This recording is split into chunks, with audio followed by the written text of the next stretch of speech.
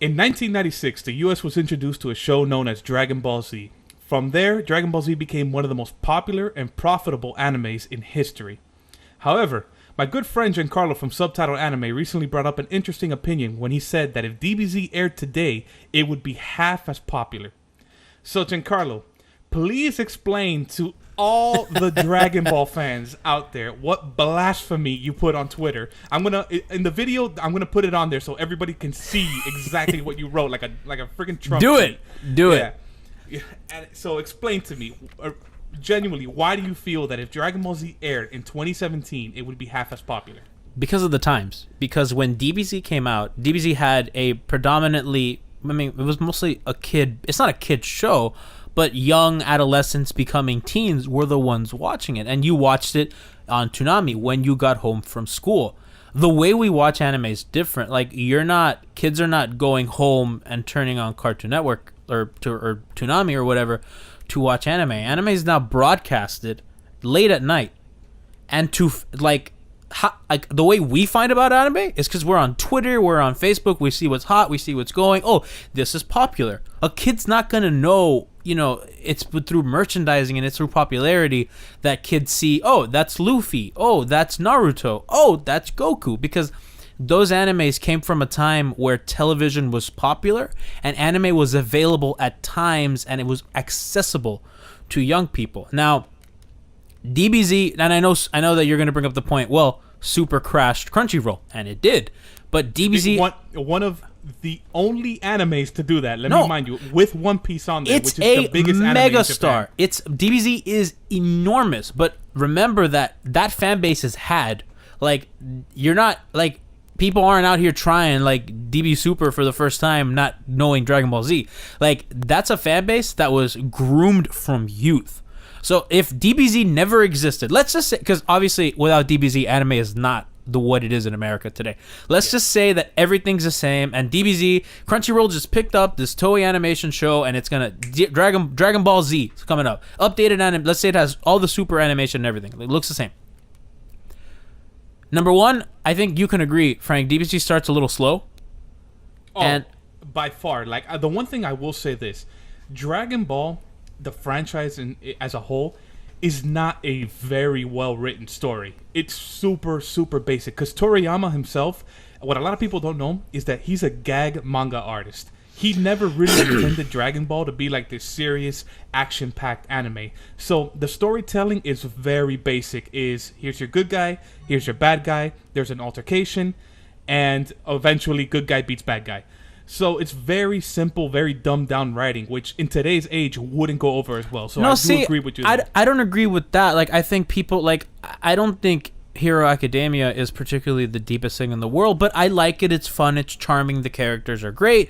And that is enough to drive a show. Naruto is the same way. Naruto has very shallow themes of isolation and, being yourself and stuff like that, which is great and awesome. And I grew up loving Naruto, and I'm watching Boruto. And man, you just pissed off not only the Dragon Ball fans, but now I like Naruto. I enjoy, and I'm watching Boruto, and I am enjoying it, and it's great, but it is what it is. And I don't think that's like Frank, I don't think simplicity is a pejorative. You know what I mean? Like, something can be simple. Like, sometimes good. Like, it's nice to be simple. You don't have to be like something as deep as Fate Zero or Revolutionary Girl Utena. You don't have to rewrite the Bible. You know what I mean? Like, you can have just a simple good. But DBZ starts a little slow, and in the streaming age, man, talk to anybody who's watching like shows weekly. It's like, man, you get the 2-3 episode rule, and then you get the hook. You know what I mean? And definitely. So I honestly think it's the way we consume it. Because, that doesn't make DBZ any less of a story. Man, I love DBZ. I grew up with DBZ.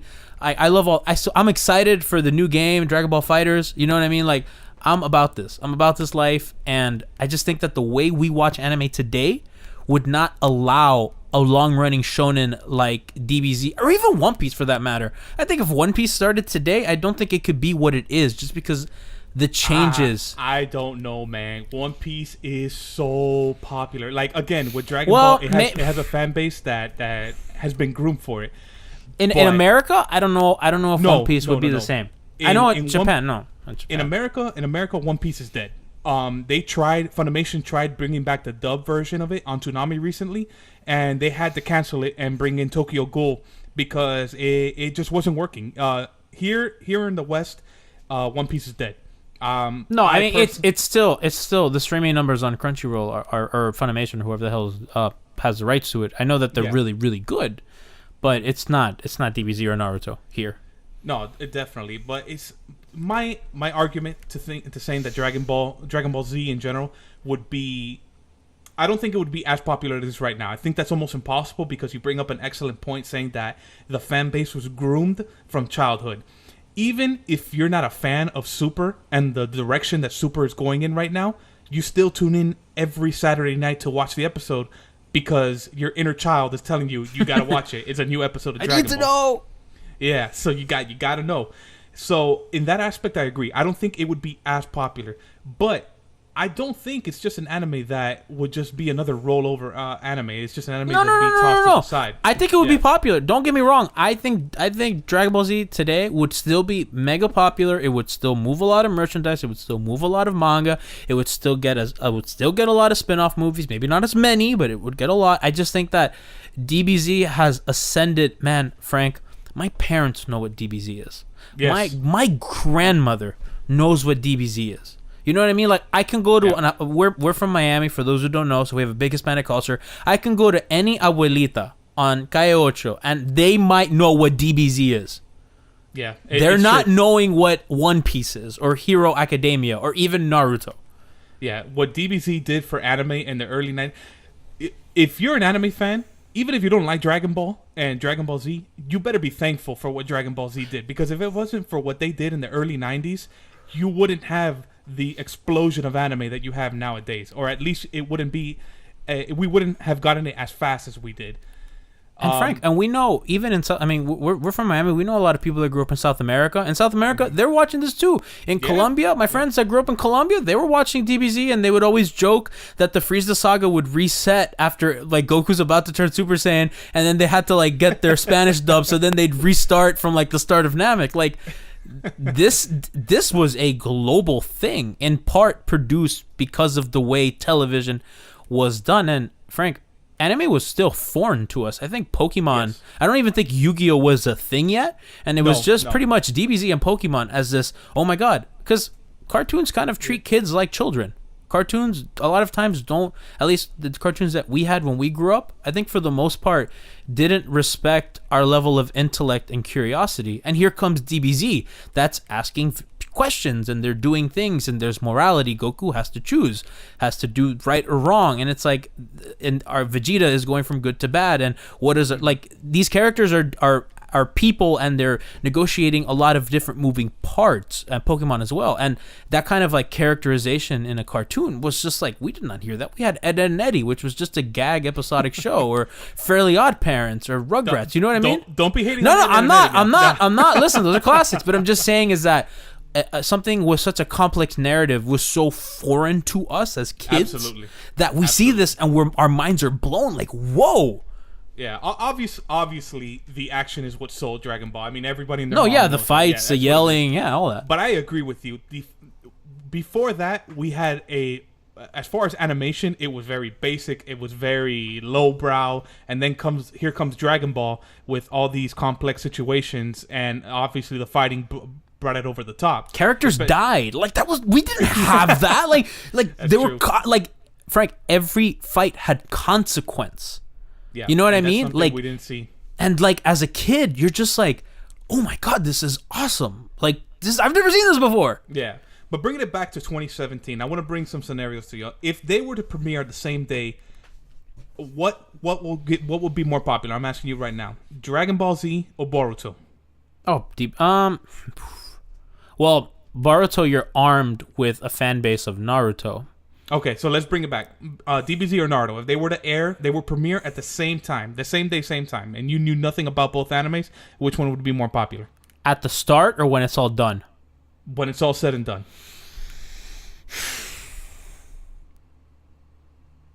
I think DBZ. Yeah, I agree with you. But I know it's going to piss off a lot of Naruto fans out there, because I think the story of Naruto is a little bit better than Dragon Ball. I think there's a lot more characters in Naruto that are interesting, to say the least. But there's something about Dragon Ball Z, and I don't know if it's just this. I don't know what to say to it. Not the stigma, but there's something about the show itself that's super popular. I think DBZ didn't overstay its welcome, and Naruto did. I think a lot of people who, like me, listen, I know a lot of people on Twitter, I know a lot of people in my personal life and myself, I loved that show. And at one point, you kind of gave up because we were like, this is ridiculous. Like, it gets to a point where you know that they're just milking it, and the fillers don't help. And DBZ didn't have a lot of fillers. The fillers were fun. It was Goku and Piccolo driving cars. Like, that, Naruto fillers were the worst, dude, because I was reading the Shippuden manga, and I got up to pretty much around the Great Ninja War, and I stopped. And then I said, you know what, let me pick it back up, because now that the anime is, kind of like well into it, let me pick it up and start watching. So I did, and then it would be like, okay, awesome, Kakashi's fighting like Dead Zabuza, and I was like, this is awesome, and then blah blah blah blah blah, and all of a sudden there's a filler, and I'm like, I'm skipping this, and I skip, and then there's like the settings change to something super plot relevant, and I was like, what happened? They'll hide, like they caught on to us because we were skipping fillers. What they do is they just hide like important information in between fillers. So I'm watching an episode of like Hinata in a cave, and it's like goofy hijinks, and then like in the middle of it, Kabuto's like, oh, XYZ ABC, and then they cut back to hijinks, and I was like, well, what did that just happen? No, I agree with you. I think what really killed Naruto for some of the casual fans, because the hardcore fans will still watch. Yeah, they're regardless. It was the fillers, and it overstated. It's overstayed its welcome. It overstayed its welcome. Yeah, and Dragon Ball, like you said, they did have fillers, but they were interesting to say the least, and they weren't long. That's the thing. I mean, you had the god abysmal Garlic Jr. arc, which if you're watching it for the first time, just go ahead and skip it. I defend Garlic Jr. I use Garlic Jr. You are crazy. I use Garlic Jr. in every DBZ game. Stand by the garlic. But Frank, I think that the fillers in DBZ made sense because they're in between sagas. Like, there's downtime. Like, there is like in between the Cell saga and the Buu saga. Like, we have Gohan in high school. That makes sense. That's filler. It makes sense. We have filler in between Frieza and Cell. Like, those fillers make sense because I also don't think it's pertinent to like, oh, all this bleep just happened, and then next episode, oh look, androids. Like, no, like, hey, let's buffer. You know what I mean? Like, I think a factor that you said earlier as well that plays into this is the timing of when animes are shown today in the States. It's late night. It's one night a week. It's Saturday night is when Toonami's on now. Unlike in the mid '90s when Toonami was 5 days a week, Monday through Friday, in the middle of the afternoon, right when all the kids got out of school. So I believe that timing does play a factor. The reason why I believe that if Dragon Ball Z were to air in 2017, it would still hold its popularity is because I still think what happened in the 90s, maybe not to the extent, but I believe you would see a replica of that. I think you would see a generation of younger kids who, because the same problem that cartoons had in the 90s kind of have the same problem now. I mean, you have your exceptions. I know people really like Steven Universe, and that's a show that's on Cartoon Network that people really like. But other than that, cartoons have the same problem. They're very lowbrow. They're very, just very childish. And I think that if DBZ were to air in 2017, you would get an entirely new generation. So I think you would just postpone the inevitable. And Frank, but like for kids, like kids growing up now, like how are they going to act? Like how are they going to have access to it? That's the thing. I think, that's my point. It's access. It's like, okay, so we found out because we got home and turned on the television. Like, the remote control was always accessible to us. It's not like the internet where you gotta look for it. Like, I gotta know what I'm looking for. Like, 10-year-old's not gonna know, oh, let's go to Crunchyroll and get premium. You know what I mean? Like, oh, let's go to Nine Toe Anime to legally pirate, or like, you know what I mean? It's like, I mean, because kids nowadays, the younger they are, it's amazing how they can maneuver through technology. So I can. But how are they gonna know? How are they gonna know? But like, who? Like, how are they gonna know? You know what I mean? Like, DBZ was word of mouth. Like, maybe one kid might have an older brother that has Crunchyroll and is watching it. But you know what I mean? I think for the masses, like, how are they gonna even know that it exists? DBZ was accessible. Yeah. This changes things. It's accessible in a different way if you know to find it. And how we know, dog, wait, what's popping on Twitter? Oh, this is hot. Oh, like welcome to the ballroom. Everyone's tweeting about it on my timeline. I'm like, I gotta check that out. You know what I mean? Same thing with Hibike Euphonium, my favorite anime. I'm like, oh, everyone's tweeting about this. I gotta check this out. Like, that's how we find things out, like through word of mouth online. And I don't know if kids have access to that. I think what would happen if it were to air in 2017, I think this is how it would go. I think you're right. I think children wouldn't be able to have the access that we did when we were kids to watch Dragon Ball. I believe that at the beginning of Dragon Ball Z, if it were to air in 2017, I think the beginning would be slow, but eventually it would start picking up heat. It would start blowing up social media. And then by that point, people are going to have access to it. People are going to know where to go get it. For younger, we're talking about specifically younger viewers. will be popular. Yeah. Eventually. Yeah, definitely. It but will. I think it won't skyrocket the way it did in the early 90s. Because in the early 90s, it took maybe until Raditz to come in. Episode I don't know 4 about that. Or 5, I mean, it also it took a minute too. Like I mean, it took a minute, but it got there. But it's a little slow starting. So no, yeah, the series in general starts off pretty slow, and also sometimes could be a little longer than people want. Frank, a lot of times animes are done in, I don't know how Super is broadcasted, but a lot of animes, even shonen anime, are done in cours. So you get 12 episodes to, like, Dragon Ball is an established product, right? So like the licensor knows I'm not taking a risk on this. Hero Academia, I go, here's 12 episodes, make it work.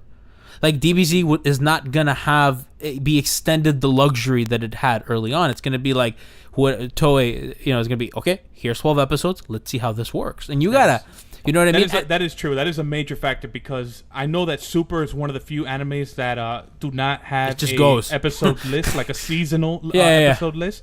And it just goes. It continuously. I think One Piece is also in that boat, and there's a couple other animes. Because that has security, Like, yeah. Investors know we're going to make our money back. Like, we're not taking a risk by throwing this out. Definitely. You're really right. I believe that if DBZ were to air, it would get its 12 episode. If it was popular a little bit, maybe you bump it up to 20 episodes, but it wouldn't get more than that. Listen, it would get a second season. I don't think... And listen, the people that are adapting know how to adapt the manga, and it's not bad source material. You know what I mean? But, so season 1, I don't know where 12 episodes of DBZ falls, but you're probably going to have to deep Dragon Ball Kai it, right? You're going to have to cut out a lot of the fat, and you're going to have to sprint through to get to the good parts in season 1.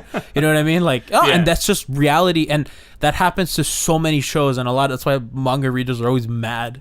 Like, you cut everything I liked out, because, we got to make it, we got to get you early. But you guys let us know. Let us know in the comment section. What do you agree with Giancarlo that if Dragon Ball Z were to air in 2017, it would be not as popular as it is nowadays? Do you agree that regardless of when it airs, Dragon Ball Z will always be one of the powerhouses in Japan and in anime? Go ahead and let us know in the comment section. I look forward to seeing your answers.